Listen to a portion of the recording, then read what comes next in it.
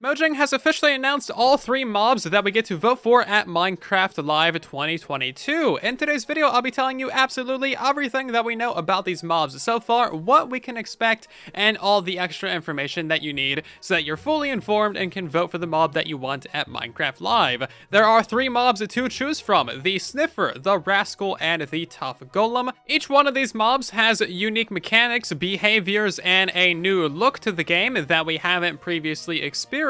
So there is a lot of different stuff to choose from with this year's Minecraft mob vote.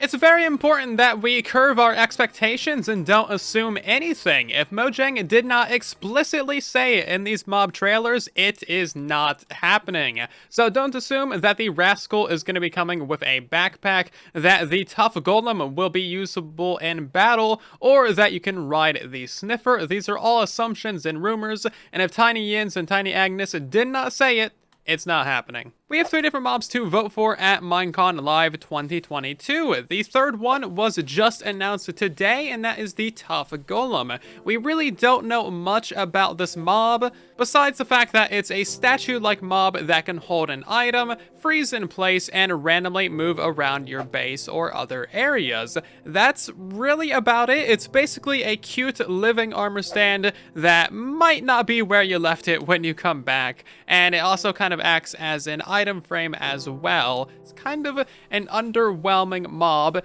and that's unfortunate because it does have a lot of potential being a new golem. But all they really said about this mob is that it holds an item, it freezes in place, and moves around, which is kind of as basic as you can really get it. So unfortunately, we just don't have a lot of information to work with at this time, and we're not going to get any more information unless we actually vote it into the game. And then there's the Rascal. This is a more fantasy-style mob. It's a 2-legged hunchback mischievous mob that hides in the mines underground and can spy on you. It likes to play hide and seek, and if you find it 3 times, it'll give you a random item, such as an enchanted iron pickaxe. There is potential for new items. However, Mojang did not mention that in the trailer, so don't assume that we're getting new items or a new backpack. With such simple base mechanics, any items you get likely won't be too powerful. Think about the loot that you would get from like an abandoned mine shaft, for example. However, there is the potential for farming this to get infinite items from it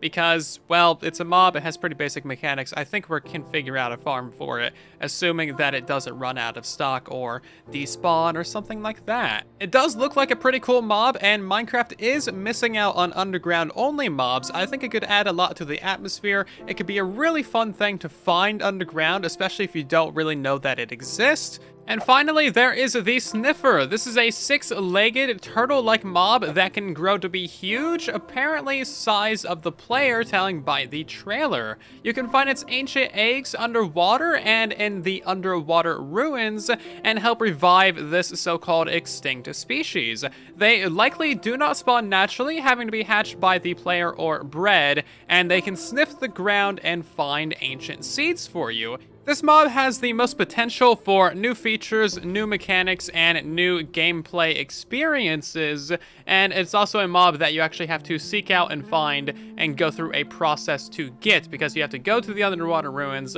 find the eggs, bring them back to land, hatch them, and then wait for the mob to grow up and find some seeds for you. Then you can plant those seeds, get a new plant, and do all the things with that. So there is a little bit of a gameplay loop there, and of course, if this does come with a new plant, that's also new decoration possibilities, possibly new farming opportunities, and new items that would be added to the game. The trailer did say maybe even get some new plants if we vote for the Sniffer, so there's like a 50-50 chance of maybe getting new plants in the game, which means new items, possibly new farms, and new decoration possibilities, but it's a maybe. We maybe might get new plants. It's not really like confirmed, but I think they probably will add a new plant. There's a pretty good potential that the Sniffer mechanics will be fairly similar to that of turtle egg mechanics, where you can find the eggs, move them around, and then hatch them wherever you want. So in conclusion, what mob should you vote for? Well, obviously the answer is